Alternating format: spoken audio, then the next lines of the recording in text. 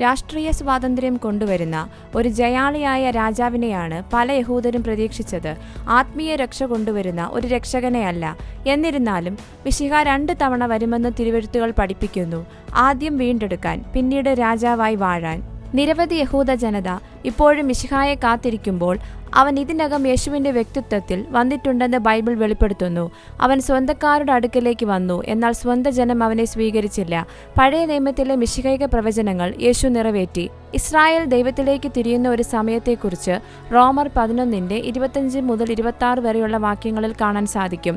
ഇന്ന് കൂടുതൽ യഹൂദന്മാർ യേശുവിനെ തങ്ങളുടെ മിശിഹായായി അംഗീകരിക്കാൻ തുടങ്ങിയിരിക്കുന്നു.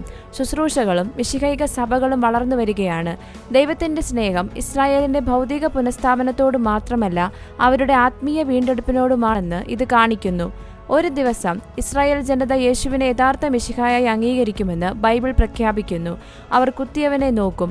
ഏകജാതനെക്കുറിച്ച് വിലപിക്കുന്നത് പോലെ അവർ അവനെക്കുറിച്ച് വിലപിക്കും. റോമർ 11:25 മുതൽ 26 വരെ ഇപ്രകാരം കാണുന്നു: സഹോദരന്മാരെ, നിങ്ങൾ ബുദ്ധിമാന്മാരെന്ന് നിങ്ങൾക്ക് തന്നെ തോന്നാതിരിപ്പാൻ ഈ രഹസ്യം അറിയാതിരിക്കരുത് എന്ന് ഞാൻ ആഗ്രഹിക്കുന്നു. ജാതികളുടെ പൂർണ്ണസംഖ്യ ചേരുവോളം ഇസ്രായേലിന് അംശമായി കാഠിന്യം ഭവിച്ചിരിക്കുന്നു. ഇങ്ങനെ ഇസ്രായേൽ മുഴുവനും രക്ഷിക്കപ്പെടും. വിടുവിക്കുന്നവൻ സിയോനിൽ നിന്ന് വരും. അവൻ യാക്കോബിൽ നിന്ന് അഭക്തിയെ മാറ്റും. ഞാൻ അവരുടെ പാപങ്ങളെ നീക്കുമ്പോൾ ഇത് ഞാൻ അവരോട് ചെയ്യുന്ന നിയമം എന്ന് എഴുതിയിരിക്കുന്നുവല്ലോ.